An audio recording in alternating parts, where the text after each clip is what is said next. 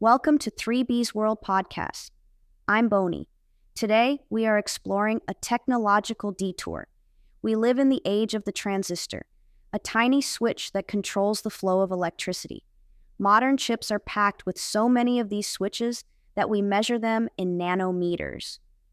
But before the transistor, there was the vacuum tube, a glowing glass cylinder, roughly the size of a human thumb, that performed the exact same function. This leads to a fascinating thought experiment. What if we never discovered the semiconductor? What if we tried to build a modern computer with all the power of the device currently in your pocket, using only 1940s vacuum tube technology? As it turns out, the smartphone of this alternate reality wouldn't just be big, it would be a geographical landmark. To understand the scale, we first have to look at the numbers. An average modern smartphone processor, like the ones found in the latest iPhone or Android devices, contains approximately 15 to 20 billion transistors. In our world, these are etched onto a piece of silicon, no larger than a fingernail. In our alternate vacuum tube world, we replace each of those transistors with a small vacuum tube. Even if we use the smallest sub-miniature tubes ever produced, which are about the size of a jelly bean, the sheer volume is overwhelming. If you were to pack 20 billion jelly bean-sized tubes together, along with the necessary wiring and cooling, your smartphone would occupy a volume of roughly 11 million cubic feet. To put that in perspective, a single modern smartphone would be roughly the size of the Empire State Building. However, volume is only the beginning of the problem. We also have to consider power consumption. Vacuum tubes are notoriously inefficient. They operate by heating a filament to boil electrons off a cathode, much like an old-fashioned incandescent light bulb. Each tube requires about 1 watt of power just to stay on. A computer with 20 billion tubes would require 20 gigawatts of electricity.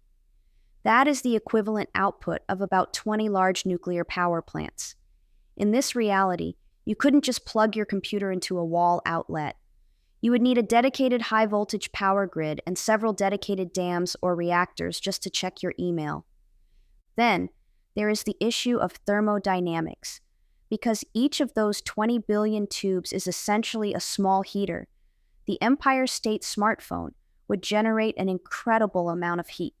Without a massive, city-sized cooling system, the glass tubes would melt into a single pile of molten slag within seconds of being turned on. You would likely need to divert an entire river through the building just to keep the processor from vaporizing itself. Finally, we must consider reliability.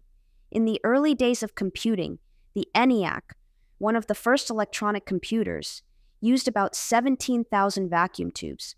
On average, a tube failed every 2 days, requiring a technician to crawl inside the machine to find and replace it.